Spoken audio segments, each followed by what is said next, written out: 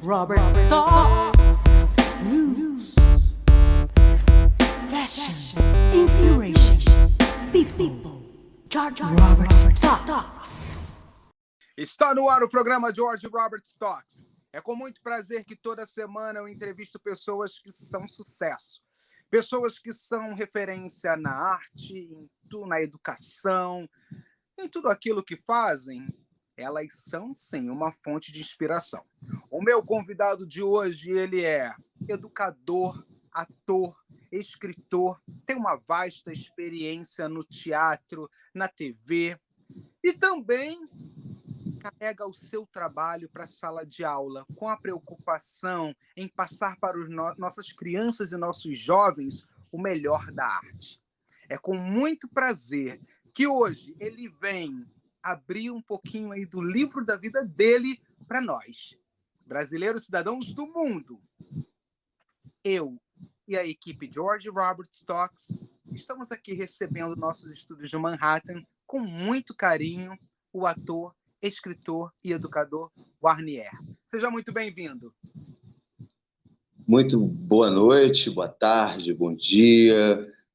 Eu queria muito agradecer essa oportunidade e, enfim, vou tentar sim abrir esse livro da vida e tentar contar tudo que eu puder e que seja interessante, seja edificante, sobretudo, não é? Eu agradeço pela oportunidade. Eu sei que a sua agenda está bem louca, é uma correria, você vai para um lado e para o outro e a gente já vem aí conversando um tempo e hoje, finalmente, deu certo, né? Dessa entrevista, onde eu tenho a oportunidade de conhecer mais sobre a sua vida. E ao estudar mais sobre você, como é interessante eu poder contar para outros brasileiros o que um artista, um educador faz no nosso Brasil. E é isso, né? Vive de acordo com a música dança, você como educador leva para a sala de aula e é uma fonte de inspiração, sim, para os nossos jovens, para colegas de trabalho. E é isso. Muito obrigado. Vamos começar a nossa entrevista? Vamos fazer uma viagem ao passado. Como foi a infância do menino Guarnier? Minha infância foi muito feliz entre trabalho e entre brincadeiras e também posso dizer entre a Baixada e o Espírito Santo, onde eu morei 5 anos da minha vida, na minha infância, então entre os cafezais, brincando com primos e com família, e depois retornando ao Rio de Janeiro com amigos, ainda numa época em que nós podíamos frequentar as ruas, passávamos até os dias inteiros de férias brincando, soltando pipa, jogando bola de gude. Então foi muito... É uma lembrança e assim, uma nostalgia muito inocente, enfim, algo que eu guardo num lugar muito especial e que eu escrevo sobre ela. Muito bom. Esse homem de hoje, né, traz aí uma história e nessa história com muitas influências.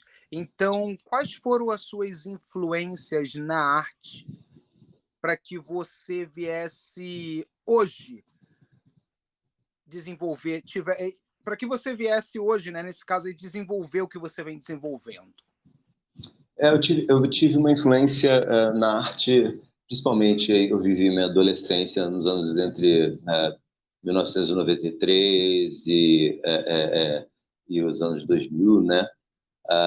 Então eu tive uma influência musical muito forte do grunge, das bandas de Seattle, Pearl Jam, Nirvana, Alice in Chains, eu ouço até hoje. Aqui no Brasil, do rock da Legião, do Capital, enfim. E também dessa mistura, porque porque, né, é uma diversidade gigantesca, e a gente não está falando somente em nível de Brasil, eu gosto muito de salientar isso, a gente está falando em nível de Baixada Fluminense, um caldeirão de pessoas e de culturas.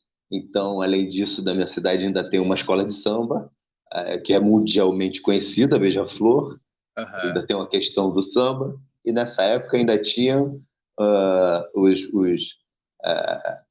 hoje chamam de batalhas, né, de rima, mas na época eram os festivais de raps, assim, juntavam-se duplas, e então era, um, era uma mistura tão boa, tão efervescente, que a gente não sabia quantificar à época, né, que estávamos vivendo, mas que hoje eu entendo quanto que aquilo me influenciou enquanto pessoa diversa, enquanto pessoa, como eu posso dizer, que respeita e que é aberta às outras múltiplas culturas que a gente tem não só no país como no mundo, assim. Foi espetacular. A minha influência veio daí. Um pouco depois, aí já na literatura, dentro de uma joia que a gente tem no Brasil, não sei se temos ainda, mas que tínhamos, chamada Centros Integrados de Educação Pública, os famosos CIEPs, onde eu passava meus dias inteiros ou na biblioteca, ou jogando bola, fora os horários das aulas e tudo mais. Então, rapaz, eu tive uma infância barra adolescência muito influente nas artes. E no CIEP veio a literatura. Legal. Ao falar sobre esse processo educativo, para você, como foi o processo na escolha de uma carreira acadêmica? Jorge, foi muito... Então, tem um pequeno parêntese aí, né? Porque em 1997 eu passei num concurso, fiz um concurso para a Marinha, o que aí nos Estados Unidos chamam de Marines, aqui no Brasil chamam de fuzileiros navais, né? E eu fui um fuzileiro naval entre 1998 e 2001. Em 2001 houve uma crise que afetou, enfim, as Forças Armadas, e muitas pessoas foram, né, mandadas embora, enfim, isso acontece. Tudo. E a primeira oportunidade que eu tive de retomar meus estudos e tudo mais, eu fui cursar letras porque eu tenho um professor da minha vida, né, que é o professor chamado Davi da Conceição, que era o meu professor de literatura, língua portuguesa e história. O cara que me ensinou a partir de um soneto de Gregório de Matos, você imagina, né? Que é um tijolo na cabeça de um adolescente. Verdade. Né? Você sabe bem disso. Me ensinou a analisar e, através de linkar literatura e história e aprender com aquilo. Então, aquela minha herança da adolescência, no pós-militarismo, me fez nem pensar em escolher outra carreira assim que eu tive a oportunidade de ingressar numa universidade. Eu queria fazer letras de língua portuguesa e literatura, eu tinha certeza absoluta de que aquilo dali seria a minha nova inspiração, a minha nova estrada, a minha nova trilha, a partir dos já 21 anos, à época, em 2001. É muito legal quando você fala do professor, a inspiração, porque tudo começa na sala de aula. É justamente com nossos professores, nossos mestres, que a gente começa a desenvolver esse querer, essa escolha, vontades, né, de escolher uma carreira.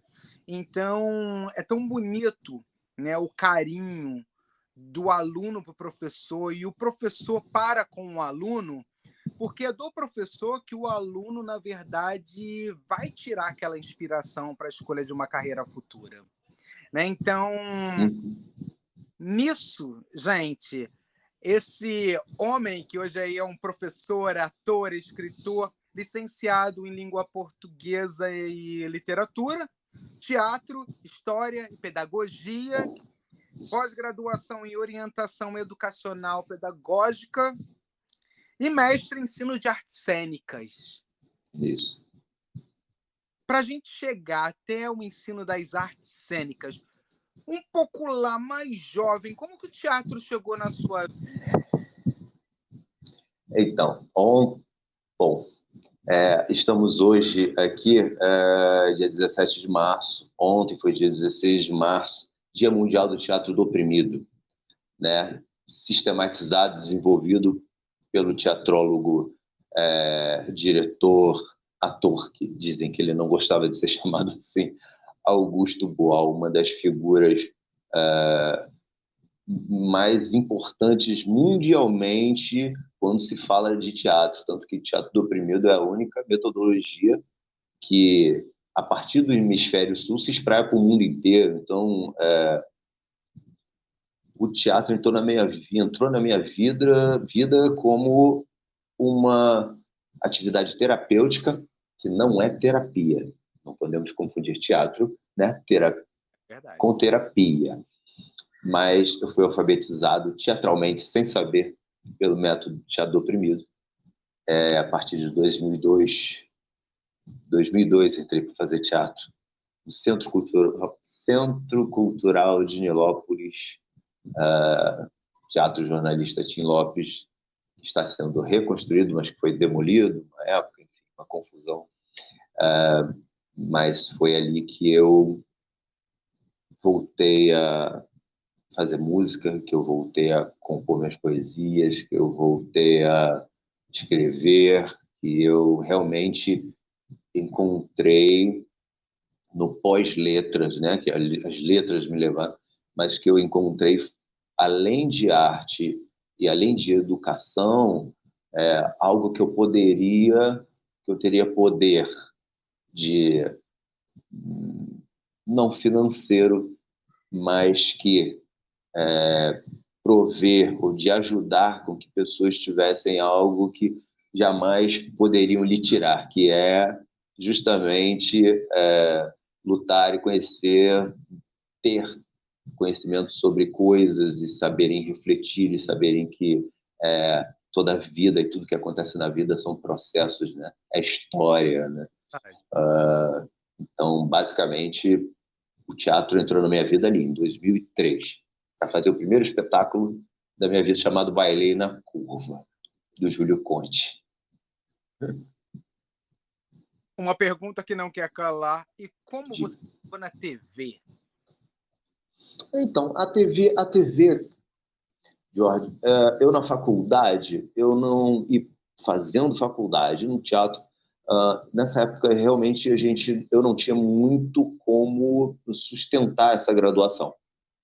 Então, eu ficava entre a moda, trabalhei com moda há um tempo, eu não tenho altura para moda, eu tenho somente 1,80, né? Para moda, a partir de 1,85.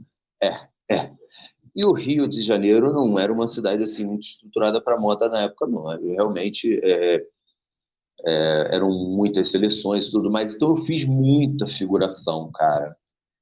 Eu fiz muita figuração dentro do Projac e para cinema. Eu fiz tanta que eu apareço até pouco, porque tudo que tinha e tudo para juntar uma grana para eu conseguir pagar a minha graduação. E aí a TV, ela começou de uma forma não tão agradável para mim. Uhum. Não tão agradável, porque era custoso, muito fatigante. As pessoas têm que respeitar muito aquelas pessoas que passam por trás, o carteiro que entrega e não fala numa telenovela, a pessoa que está passando lá no fundo, que está desfocada, porque essas pessoas elas trabalham num ritmo alucinante, às vezes não, a maioria das vezes não são tão respeitadas nem pelas próprias produções, mas que sustentam famílias. Então, eu meio que fiquei um pouco desgostoso da TV. Uhum. Até pintar publicidade, né? A publicidade foi... Eu não fiz muita também, mas eu lembro que nessa época eu fiz uma campanha, se eu não me engano, para uma marca de cerveja, que patrocina um grande campeonato de futebol. E eu lembro que eu paguei, sei lá, um ano inteiro de faculdade. E então a TV ela ficou ali no segundo plano. Eu resolvi, de fato, unir a literatura, o teatro, literatura dramática, história e me especializar, digamos assim, entre a pedagogia de teatro, a literatura e a história. A TV ela vem um pouquinho mais para frente, timidamente. Ela está acontecendo. Está acontecendo, mas participou das novelas Verão 90, Tempo de Amar, Nos Tempos do Imperador, a série Candelária, que está na Netflix para todos vocês, e outra, para você que está nos assistindo, quer acompanhar mais sobre a carreira de Guarnier, vai aí no Instagram, @guar_nier, vai aparecer na tela para todos vocês, e vocês podem também se comunicar com ele, mande um inbox, ele vai te responder no momento certo, porque a vida dele está de cabeça para baixo, mas ele responde. Bom, gente, é muito prazer que hoje a gente aqui está conversando com esse ator, produtor, diretor, educador. Como é bom a gente saber mais sobre a vida de pessoas que contribuem para a nossa educação, se preocupam com a nossa educação no Brasil. Professores que ainda assim hoje são muito desvalorizados no nosso Brasil, mas que a gente luta para que mantenha uma boa educação e para que o nosso jovem se alimente de informação, que isso é muito importante. Vamos aos nossos comerciais e eu volto já já. Já pensou em ter uma agência digital cuidando da sua marca e empresa? A Flyby Agência Digital tem profissionais com mais de 15 anos de experiência em design, edição de vídeo e desenvolvimento de site. Estão prontos para ajudar o seu negócio a subir de nível.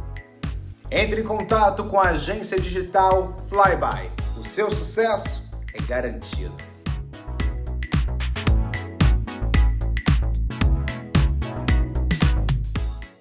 Olá, hoje eu venho conversar com você que se preocupa com a sua beleza.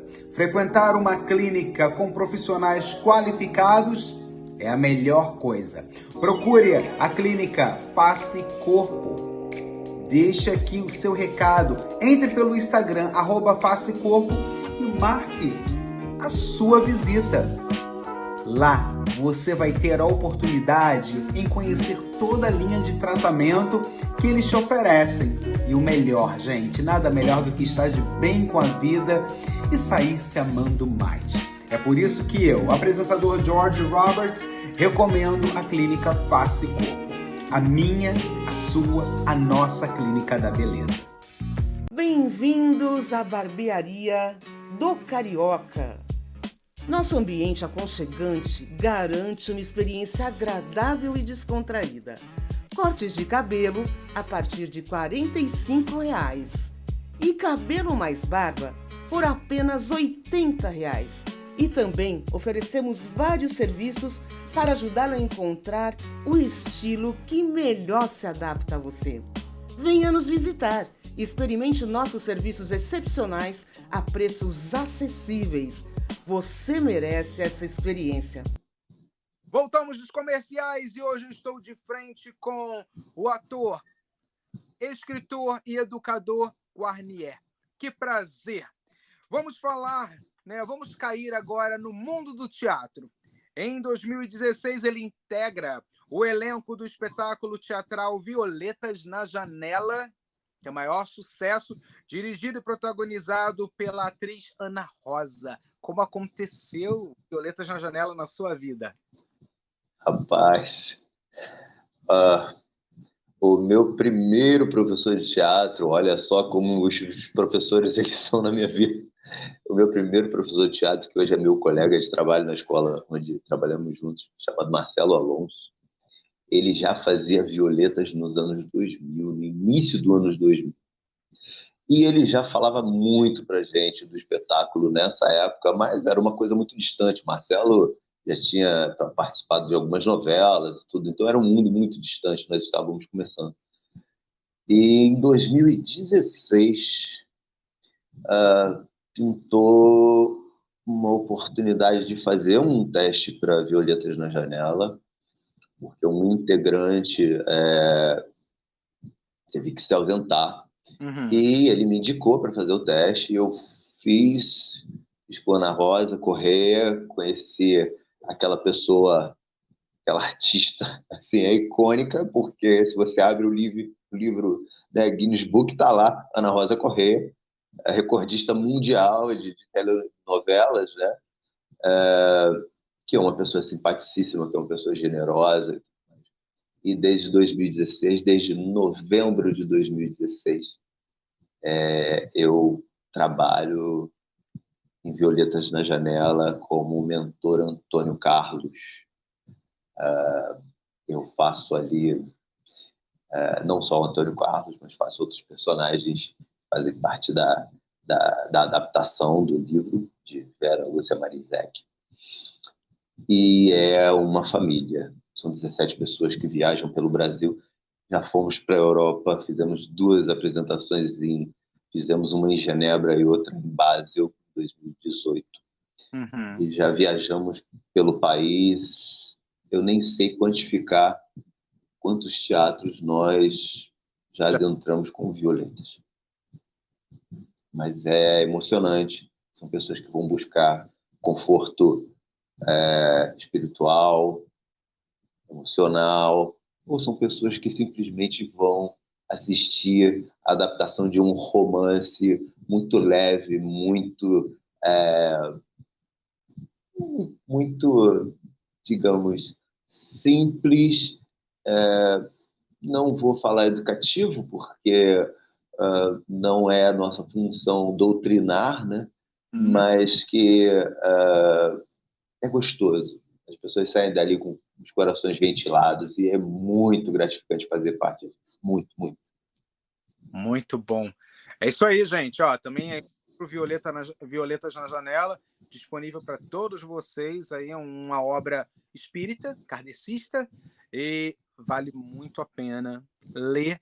E também, onde ele estiver em cartaz, vá assistir. Lindo espetáculo, vale a pena, eu recomendo. Agora, com toda essa experiência da sua vida pessoal, profissional, uma pergunta difícil: como você se define? Não me defino. Eu busco não mais me colocar e não pelo mau uso da palavra, mas um rótulo.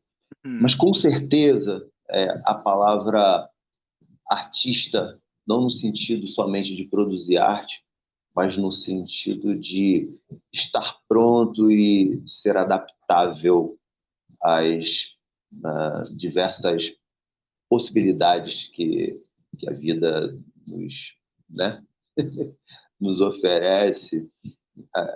Eu creio que artista, ser artista, pode ser uma palavra que eu aceite, que nos aceite. Porque além de ser, é uma missão. Não, artista, é isso. É isso. Como escritor, quando começou e por quê? A gente vai cair agora. Poemas, sonetos, cartas e 2 divagações. Quando começou o processo da escrita e por que você lançou esse livro que está aí disponível para todos na Amazon.com.br? Conta um pouco para a gente desse processo da sua obra. Sim. Bom, Poemas, Sonetos, Cartas e Duas Divagações, ele é uma coletânea pessoal, assim, eu já tenho outras obras publicadas, a primeira de 2014, a Onomatopeia, depois Paiol Ninho, Visceral, Mariposa em Mim, que eu escrevi única e exclusivamente em homenagem à minha companheira. E aí vem Mariposa em Mim, porque o nome dela é Mari, e Posa, né? Mariposa em mim, me abraça, né? Enfim. E após isso veio o Poemas Sonetos. Eu gosto muito de Leminski, eu gosto muito de Álvares de Azevedo, eu gosto muito das gerações que elas não se encontraram, pelo menos, né, carnalmente, e que elas são muito diferentes, porém, elas têm em peso e em significado, mesmo sendo sonetos, né? Como a gente chama, aqueles tijolos de 2 quartetos e 2 tercetos, e Leminski com um poema simples como Ameixas, ame-as ou deixe-as, uma, o espremer de palavras e de significados, e também os haikais, né? Eu creio que a nossa literatura ela seja tão diversa que eu tive essa vontade de colocar todos os estilos que eu ouso escrever, ouso no sentido de estar sempre tentando evoluir na minha escrita para que ela atinja o máximo de pessoas possíveis, colocar tanto versos curtos, quanto sonetos, quanto cartas e quanto divagações, que são textos completamente que eu não preciso definir, eu não tenho a pretensão de dar um rótulo. O que é isso, Guarnier, que você escreveu aqui? É algo que eu pensei, tive vontade de escrever, não necessariamente ter um início, meio e fim, mas que há uma reflexão. Só que as cartas são os meus amores, assim, os poemas curtos e as cartas, eles são... Acho que a carta é a primeira coisa que um adolescente apaixonado, ousa escrever com todo o seu fervor e com toda a sua vontade para alguém. Vamos falar assim, na nossa época era muito... Uhum. Porque a gente não tinha toda essa tecnologia de hoje. Porque hoje em dia eles já escrevem aí mandando um torpedo no celular. Né? Na nossa época, eu falo na nossa época, gente, porque nós somos da mesma idade, então ali, na nossa época, a gente escrevia à vontade, a gente chorava, a gente tinha o prazer de ir até os correios para até mesmo, né, mandar uma carta à distância, porque hoje não existe mais isso. Agora eu vou te falar uma coisa, você sente essa época? Se eu sinto saudade, É. eu já senti. Eu não sinto mais porque eu consigo viver as épocas que eu preciso viver no momento que eu preciso escrever ou que eu preciso atuar.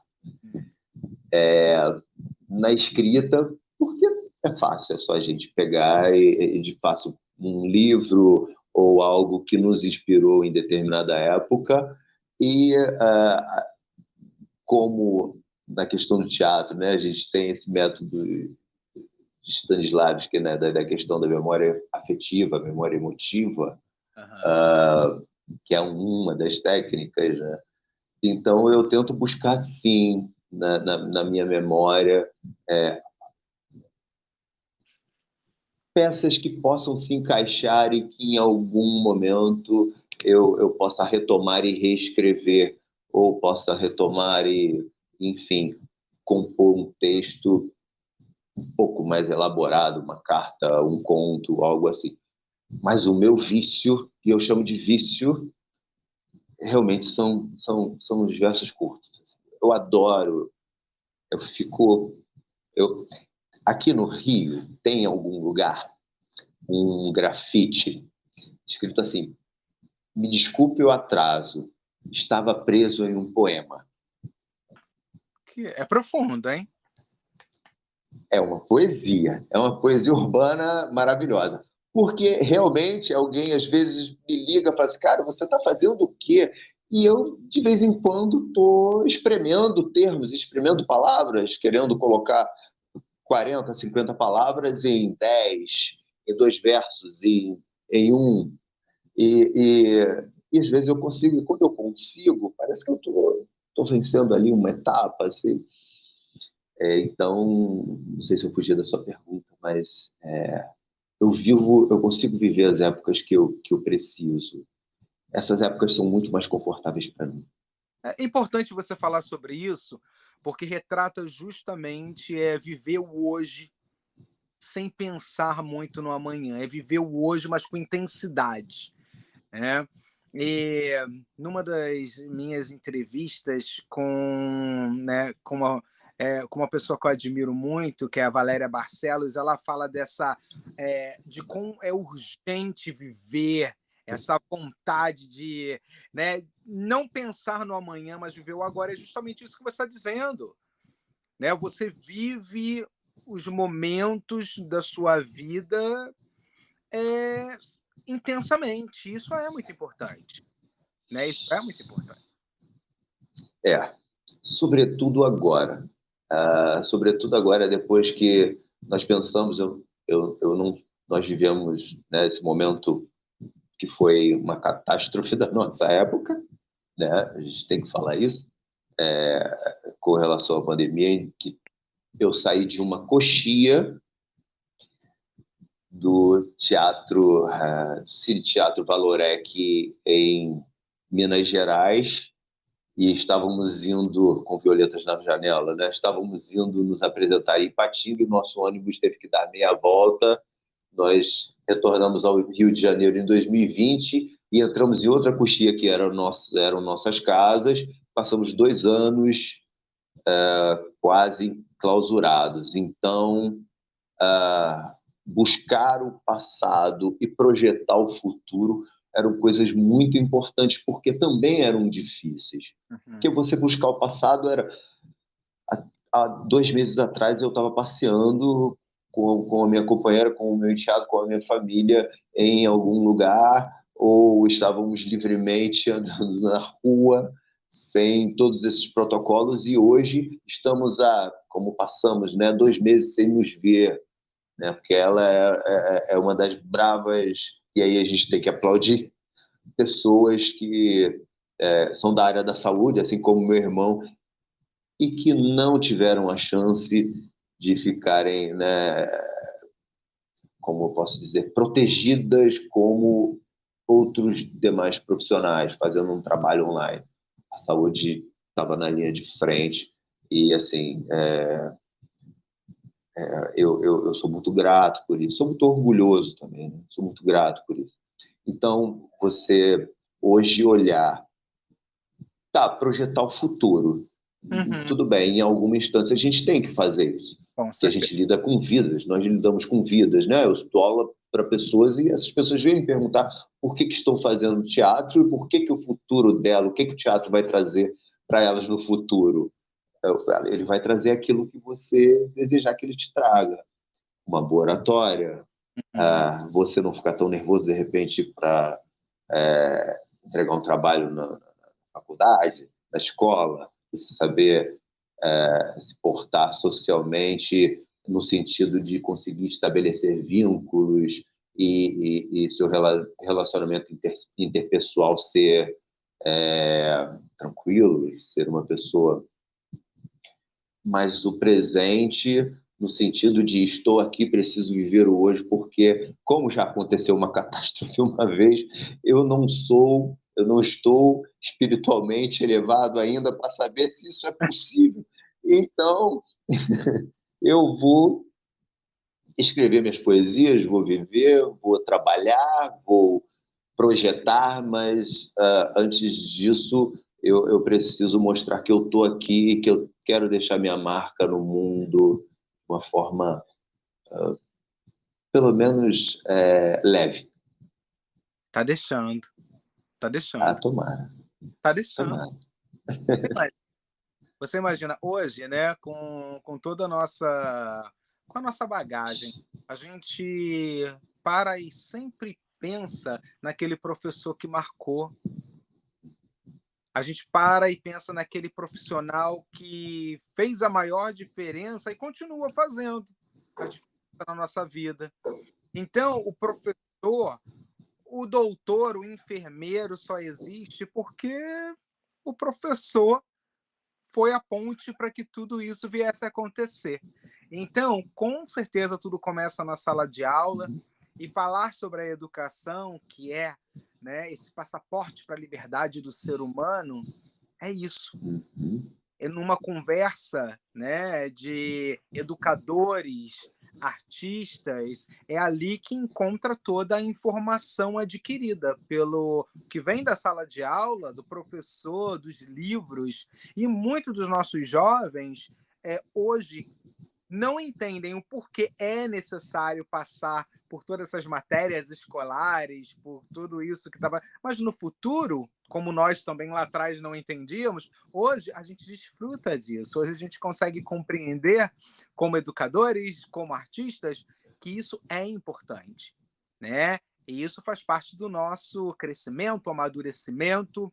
Gente, e é isso. Como é bom conversar com essa figura, esse homem inteligentíssimo que está fazendo a maior diferença, levando a sua arte em Nova Iguaçu, em Nilópolis, no Rio de Janeiro, aí nas redondezas, viajando também com teatro. Esse momento do nosso programa, nesse momento do nosso programa, nós vamos agora para Complete as Frases. Ele não sabia desse momento, tá? Então vamos lá.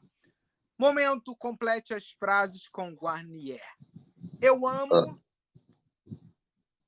Eu amo viver. Eu não gosto. Injustiça. Eu tenho medo. Da miséria. Se eu pudesse mudar algo no meu país, seria?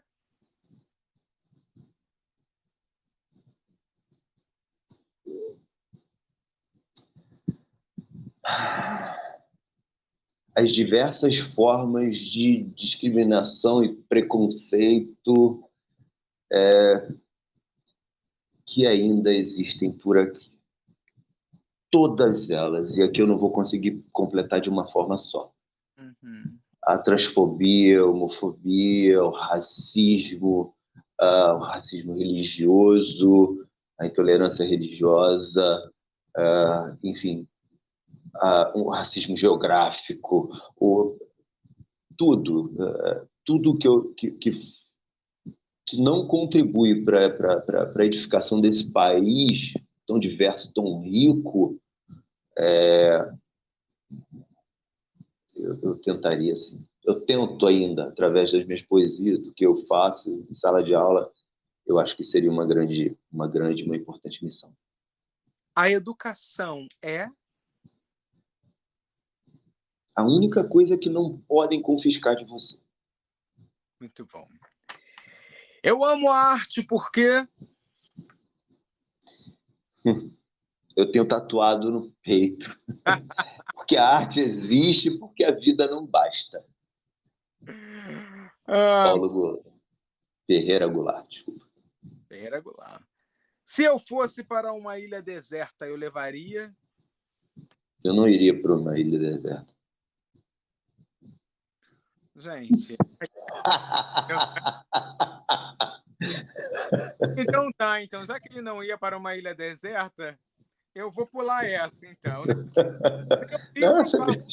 Meu livro favorito é...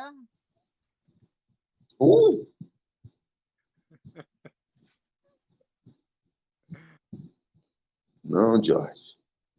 Eu sou um cara da literatura. Meu livro favorito... Não sei te dizer. Não sei, absolutamente não sei te dizer. Bom, gente, é difícil, né? Então vamos lá. Se eu não... Um livro favorito. Não sei. Sabe? Então, beleza. Se eu não fosse ator, educador, escritor, eu seria... Eu seria educador, escritor e ator. Bom, gente, com ele realmente não deu hoje, né? Então vamos lá. Mudaria a ordem. Guarnier por Guarnier.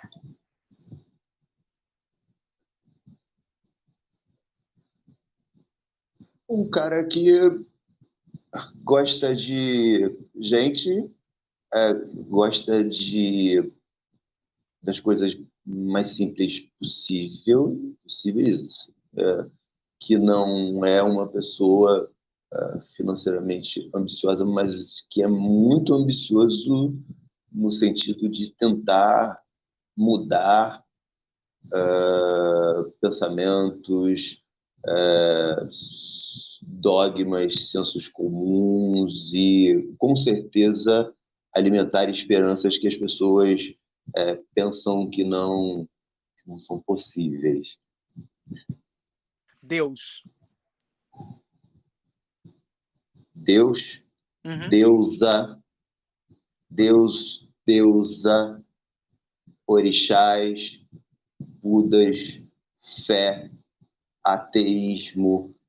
Deus é tudo aquilo que nos faz, para mim, ter amor no coração e estar pronto a dividir tudo aquilo, mesmo que seja o pouco, tudo aquilo pouco que tem com o próximo, que seja um sorriso.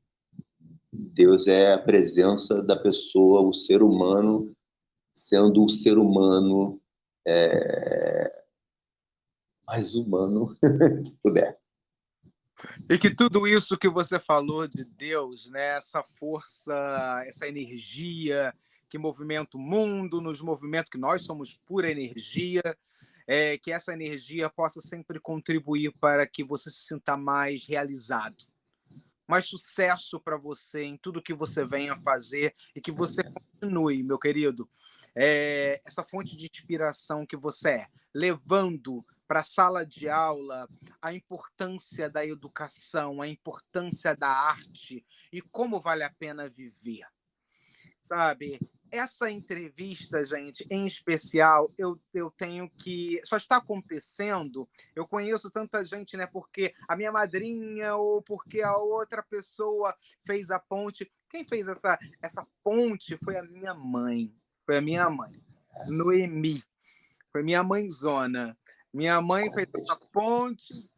Minha mãe fez essa ponte, né? Para que essa entrevista pudesse acontecer.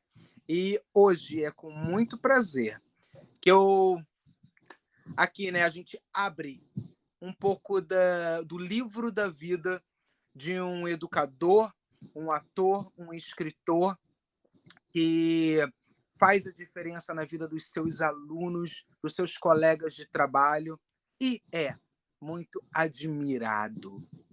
Que bom a gente poder sentar, né, na arquibancada desse jogo da vida e nessa arquibancada a gente pode se colocar de pé e aplaudi-lo pelo seu trabalho, pelo seu sucesso, porque você é sim uma pessoa que se tornou, é um referencial para os seus alunos, para os seus colegas e até mesmo para a pessoa que está aqui do outro lado te entrevistando. Parabéns pelo sucesso que você é. Algo que a gente tem em comum é a Baixada Fluminense, Nova Iguaçu, é o nosso Rio de Janeiro e a gente abraça, né? A gente abraça isso com muito carinho e a gente leva